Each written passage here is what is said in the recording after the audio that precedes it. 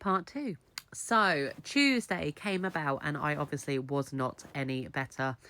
I phoned the ward and I explained exactly what was happening, and they said that I needed to go back up. Didn't need to go through A&E, I just needed to go back onto the ward. They were quite happy to see me again because they already knew obviously what was going on because I'd been there a few days before. Great.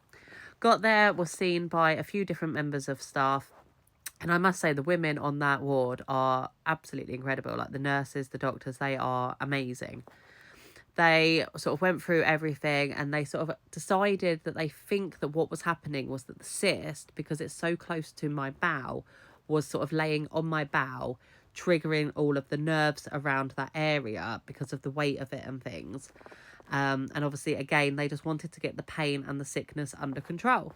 The gynae team did decide that they felt that it did need to be removed as soon as possible, and they were admitting me on Tuesday evening. So I was in the hospital with my husband. We sort of arranged childcare for the children, and we were just dealing with all of that when all of a sudden this other surgeon appeared. He explained to me that he had come down to check me over to see whether I needed surgery instantly or if I could wait for the morning. So I was like, okay, that's fine. He checked me over and then said, it's constipation, go home with this laxative. At this point, like, I know my body.